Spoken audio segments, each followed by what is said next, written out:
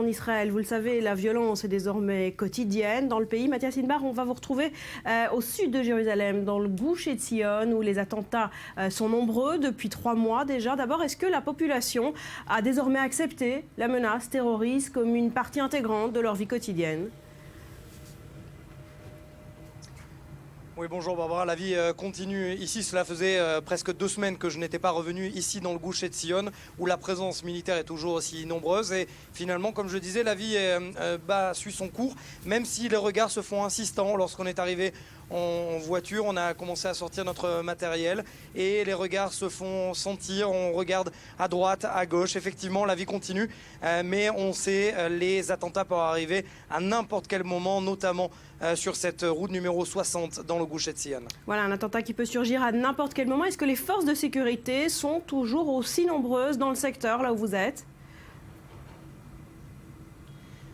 Même beaucoup plus nombreuses, Barbara. Ici, on a pu voir une 50aine de soldats depuis ce matin. Et puis, vous voyez sans doute cette tour derrière moi qui a été posée, qui n'était pas là il y a un mois.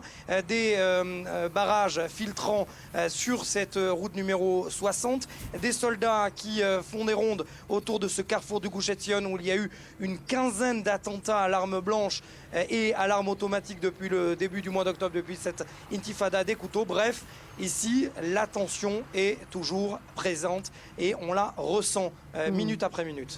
Alors Mathias, pour finir, le chef d'état-major israélien a abordé hier la situation sécuritaire dans le pays, mais il a choisi de se concentrer non sur cette intifada des couteaux, mais bien sur la situation au front nord israélien.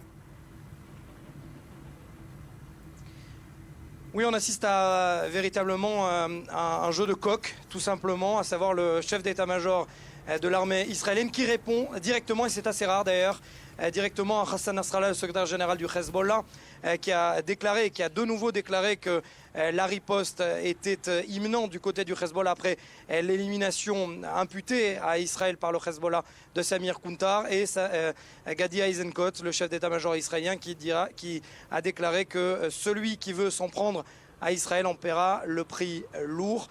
Bref, on est loin d'une accalmie, que ce soit ici en Cisjordanie ou dans le nord d'Israël. Merci Mathias, un mot